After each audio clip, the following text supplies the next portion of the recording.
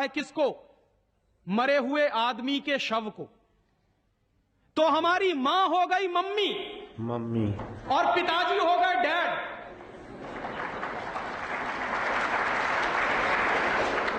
आया कहां से ये? मैकॉले ने डाल दिया हमारे दिमाग में। और मैं ये कहता हूं कि मैकॉले तो मर गया, उसका बाप भी मर गया, सब मर गए, भगवान उनकी आत्मा को शांति दे, लेकिन उसकी जो आत्मा है वो हम सब में प्रवेश कर गई है। और कैसे प्रवेश कर गई है? मैं आपको ये इतिहास की सच्चाई बता रहा हूं कि जिस जमाने में मैकॉले ने इस देश में सबसे पहला कॉन्वेंट स्कूल खोला था कलकत्ता में, वो कॉन्वेंट स्कूल चला नहीं, बंद हो गया। क्यों बंद हो गया? क्योंकि कोई भी भारतीय मां बाप अपने बच्चे को कॉन्वेंट में पढ़ाने को नहीं भेजता था। अंग्रेजों के जमाने की बात बता रहा हूं। अंग्रेज अपनी पूरी ताकत लगाकर भी इस देश में कॉन्वेंट स्कूल चला नहीं पाए, लेकिन अंग्रेजों के जाने के बाद गांव-गांव में, गली-गली में कॉन्वेंट स्कूल चल रहे हैं।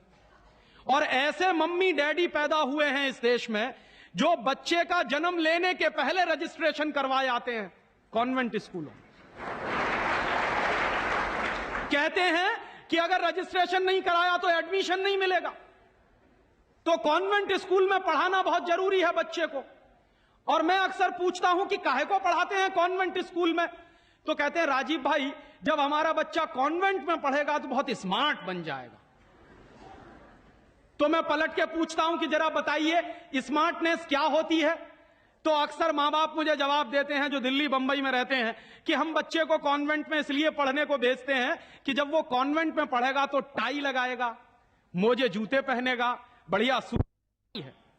तो अंग्रेजों के देश में टाई इसलिए लगाई जाती है कि वहां ठंडी बहुत पड़ती है, सर्दी बहुत पड़ती है, और एक साल में 6 महीने भयंकर बर्फ पड़ती है। कभी कभी तो यह हालत होती है कि 6-7 महीने सूर्य भगवान के दर्शन नहीं होते। और वहां की जलवायु ऐसी है कि आज अगर सूर्य निकला तो जरूरी नहीं है कि कल भी निकलेगा, परसों भी निकलेगा, नरसों भी निकलेगा। भारत में ऐसा नहीं है। आज अगर निकला है तो कल भी निकलेगा, परसों भी निकलेगा, 3 महीने बाद भी निकलेगा, 1 साल बाद भी निकलेगा, ऐसे ही निकलेगा। इंग्लैंड के लोग ये गारंटी से नहीं कह सकते।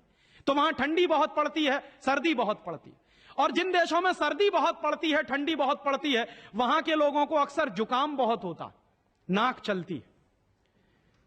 तो जब नाक चलती है तो उस नाक को पोंछने के लिए बार बार जेब से रूमाल निकालना पड़ता। तो उन्होंने क्या किया कि एक रूमाल गले में लटका लो जो नाक पोंछने के काम आएगा। और टाई का माने क्या होता है? अंग्रेजी का शब्द है TIE। टाई का माने होता है गले के चारों तरफ लटकाया गया कोई कपड़ा। किस काम आता है वहां पर? नाक पोंछने के। क्यों करते हैं? क्योंकि ठंडी बहुत पड़ती है, सर्दी बहुत पड़ती है।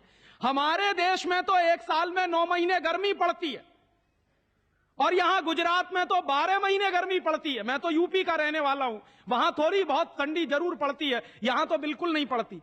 तो वहां तो इसलिए टाई लगाते हैं कि उनको जरूरत है उसकी। हम हमारे बच्चों को क्यों लटका रहे हैं अपने गले में टाई? मर गए अंग्रेज और चला गया मैकॉले, लेकिन उसकी आत्मा का वास हम सब में हो गया। जिसको देखो वो कॉन्वेंट स्कूल में घुसा रहा है अपने बच्चों को, जिसको देखो वो अंग्रेजियत की तरफ ले जा रहा है। शर्म की बात है, शर्म की बात है, सावधान होना चाहिए। एक बार बंबई में मैंने एक जगह व्याख्यान में पूछा, पढ़े लिखे कुछ लोग बैठे थे, कि आप अपने बच्चों को कॉन्वेंट में क्यों भेजते हैं? आपको मालूम है कॉन्वेंट का मतलब क्या होता?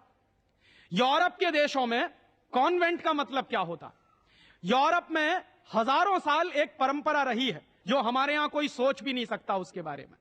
यूरोप की परंपरा क्या रही है हजारों साल? वहां बच्चे लावारिस छोड़े जाते हैं। आज भी यूरोप के देशों में, अमेरिका में आधे से ज्यादा बच्चे लावारिस तरीके से बड़े होते हैं। और यह परंपरा आज से 100-150 साल पहले तो बड़ी भयंकर थी। तो यूरोप में क्या होता था कि बच्चा पैदा हुआ, छोड़ दिया चर्च के सामने, छोड़ दिया अनाथ आश्रम में, छोड़ दिया किसी और संस्था में, वहां बड़ा होगा।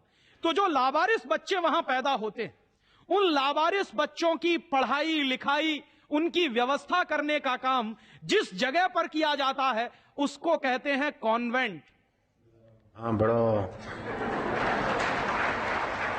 तुम्हारे छोटे कॉन्वेंट में जा रहे हैं। कॉन्वेंट का माने होता है लावारिस बच्चों के पढ़ने लिखने का स्थान। माने जिन बच्चों के मां नहीं है, जिनके बाप नहीं है, जिनके दादा